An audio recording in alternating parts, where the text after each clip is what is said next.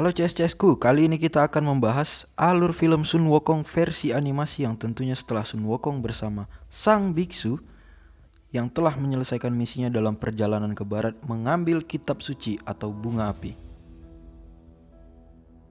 Film ini alur ceritanya adalah ketika Sun Wukong telah berhasil menyelesaikan perjalanannya menuju ke barat untuk mengambil kitab suci, dan akhirnya ternyata Sun Wukong hanya dimanfaatkan oleh Kaisar Langit dan ia pun akhirnya dihianati.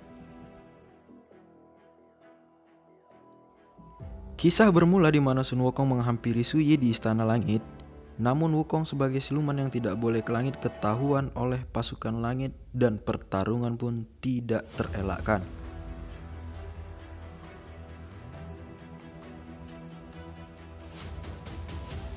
Wukong pun harus bertarung melawan ribuan pasukan dari Istana Langit. Su Yi pun yang menyaksikan pertarungan itu tidak bisa berbuat apa-apa karena ia juga bersalah karena telah menjalin hubungan berbeza kasta. Di tengah-tengah pertarungan sengit, muncullah beberapa pasukan elit dari pasukan langit yang siap menyerang Wukong. Mereka yang habis-habisan menyerang Wukong juga tidak mampu mengalahkan Wukong karena Wukong juga merupakan salah satu siluman terkuat yang pernah ada. Dan dengan santainya pun Wukong masih mampu mengalahkan ribuan dari pasukan langit yang telah menyerangnya. Bahkan ia juga melepaskan ribuan kage bunsin miliknya untuk menghancurkan segala tameng-tameng dari pasukan langit. Bahkan Panglima tertinggi Dewa Erlang harus turun tangan menghadapi Wukong yang sangat sulit untuk dikalahkan. Dan pertarungan semakin hebat sehingga menggetarkan langit dan bumi beserta seisinya.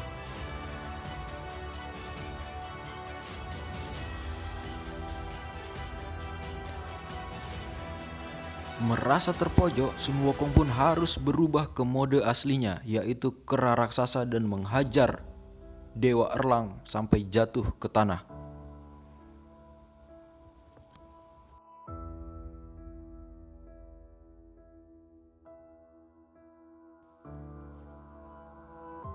Karena terpojok dan tak ingin kalah, Dewa Erlang pun mengeluarkan serangan pamungkasnya, yaitu tombak api secara bertubi-tubi menghantam Wukong.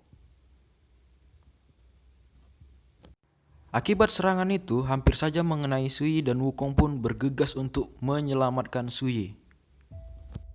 Dan Wukong pun kembali menghajar Dewa Erlang dengan begitu bersusah payah. Tatkala Dewa Erlang hampir saja kalah, muncullah serangan dari langit yaitu tapak Buddha yang segera menghantam Wukong secara bertubi-tubi sampai ia tidak sanggup menahannya. Melihat Su Yi yang akan mendatanginya, Wukong pun membuat pagar betis dengan tombak saktinya agar tak terkena serangan yang langsung kepada Su Yi.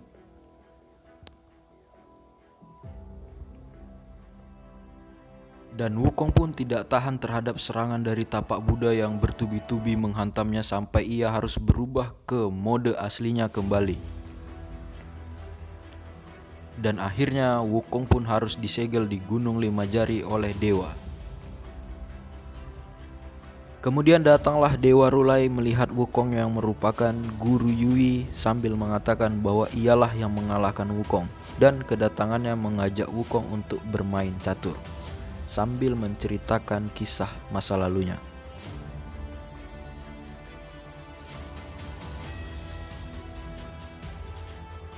Namun Wukong setelah segelnya terlepas malah menyerang Dewa Rulai dan dengan santai Dewa Rulai menghadapi Wukong.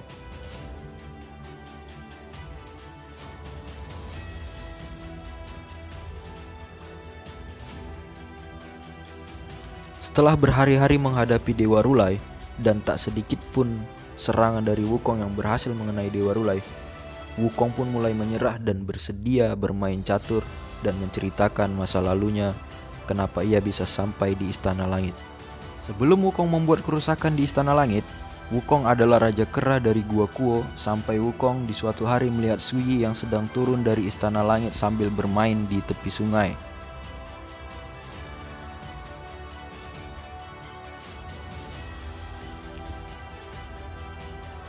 Ketika Yui sedang bersenang-senang di dalam air, Suyi tak sengaja menginjak sebuah batu yang membuat kakinya berdarah.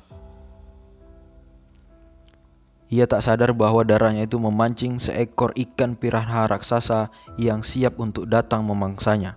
Ketika ia berusaha kabur, ia nyaris tenggelam karena pusaran air dan akhirnya Sun Wukong pun datang untuk menyelamatkannya.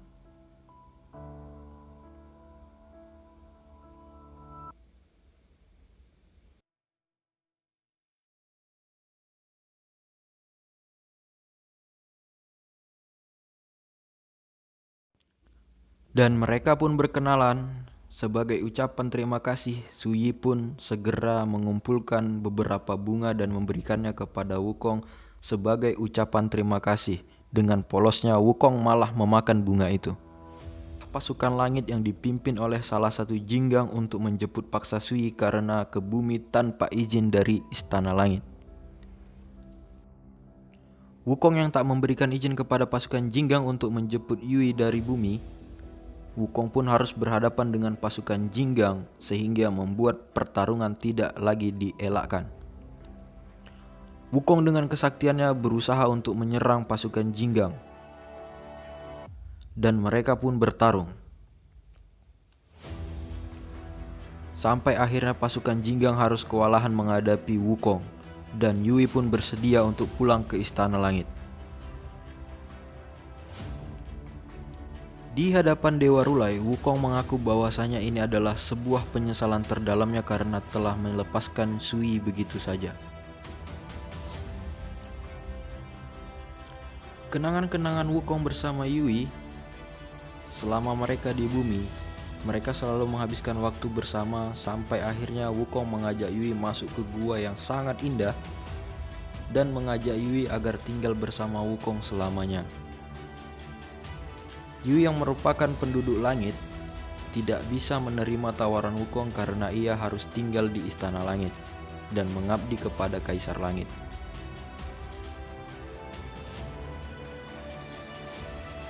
Yui yang tak bisa tinggal bersama Wukong, Yui pun mengatakan bahwasanya Yui harus mengabdi kepada Istana Langit, dan Yui berpesan kepada Wukong agar Wukong supaya bekerja keras menjadi dewa sehingga Wukong nantinya dapat mengabdi kepada cahaya, keabadian, dan kedamaian di bumi. Sebagai kenang-kenangan perpisahan, Yui pun memberikan Wukong cenderamata, yaitu bulu dari binatang kesayangan Yui.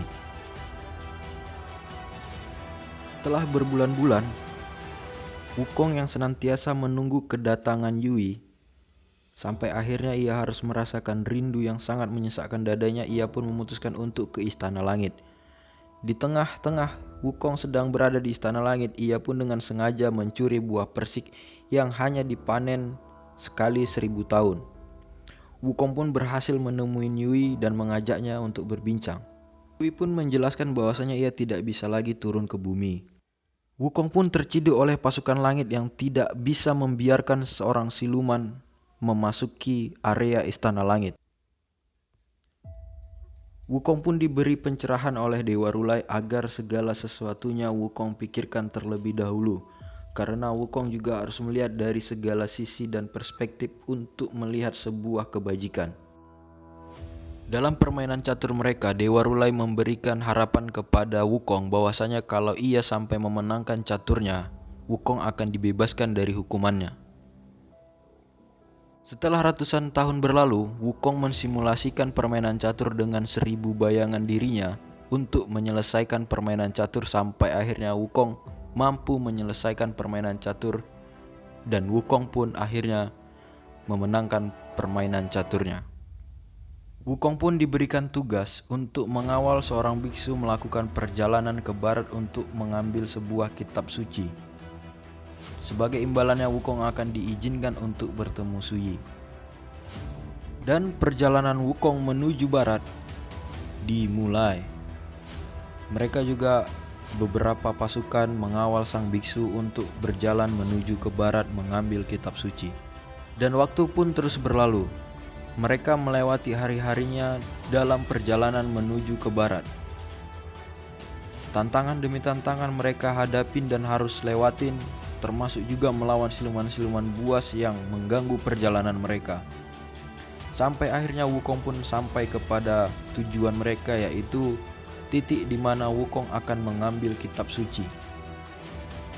Pada awalnya sang biksu akan mengambil kitab suci itu sendirian, namun Wukong khawatir dan harus segera membantu sang biksu. Hingga akhirnya Wukong terjebak dalam sebuah ilusi akan takut kehilangan Sui. Dan Wukong berhasil melewati ilusi itu dan mereka pun berhasil mendapatkan api kesucian. Di Istana Langit, Sui mendengar kabar bahwasanya Wukong telah berhasil menyelesaikan misinya. Dan ia berlari menuju Istana Kaisar Langit. Dan tanpa sengaja ia masuk dan mendengar bahwasanya Kaisar Langit sedang merencanakan hal yang sangat jahat, termasuk memanfaatkan Wukong. Karena Yui telah mendengar rencana jahat sang Kaisar Langit, Yui pun harus dicampakkan ke alam bawah dan dirubah wujudnya. Dewa Rulai yang menanyakan keberadaan Sui karena ia telah berjanji kepada Wukong untuk segera mempertemukan mereka, malah dijawab dengan enteng oleh Kaisar Langit bahwasanya Yui telah mati. Menyadari sebuah kejanggalan, sang Dewa Rulai pun dengan ilmunya mencoba untuk mencari Yui, dan Dewa Rulai pun memasuki alam bawah. Karena punya batasan waktu, Dewa Rulai harus buru-buru dan mencari keberadaan Yui.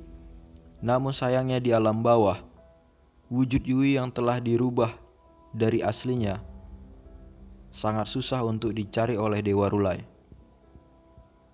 Pencarian Dewa Rulai pun semakin sulit karena Yui telah dirubah dari wujud aslinya dan ingatannya dihapus.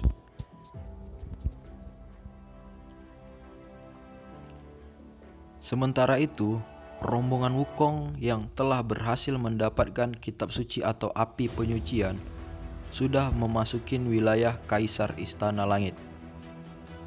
Namun Wukong bermimpi bahwasanya api kesucian itu akan dimanfaatkan secara jahat dan licik oleh Kaisar Langit. Wukong pun menceritakan kepada sang biksu bahwasanya ia punya firasat buruk tentang api kesucian itu. Namun sang guru meyakinkan bahwasanya itu hanyalah mimpi dari seorang iblis. Wukong yang menanyakan langsung kepada Kaisar Langit di mana keberadaan Sui.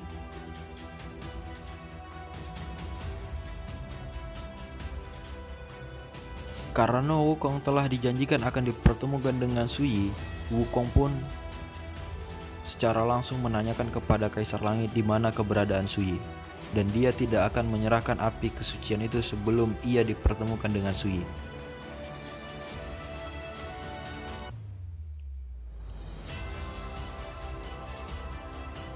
Karena tidak punya kapasitas untuk melakukan penawaran dengan Kaisar Langit, Kaisar Langit pun murka dan menyuruh semua pasukannya untuk menghajar Wukong.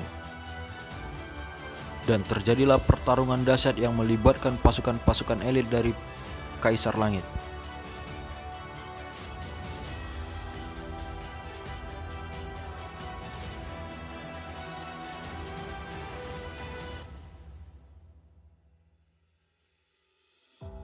Dewa Sangsin yang mengetahui kelemahan Wukong meminta biksu untuk membacakan mantra agar emosi dan kekuatan Wukong bisa dikontrol.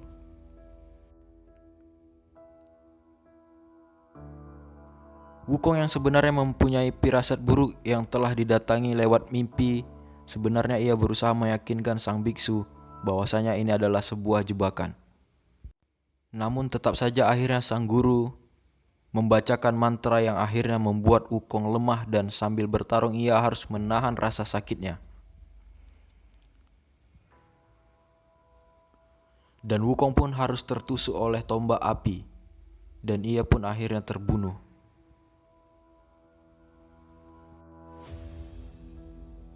Dan api kesucian pun berhasil direbut dari dalam diri Wukong dan diserahkan kepada Kaisar Langit. Dewa Rulai yang menyaksikannya juga bersama sang bisu tidak bisa berbuat apa-apa ketika menyaksikan Wukong yang telah mati dan jiwanya tersegel jauh di dasar samudera.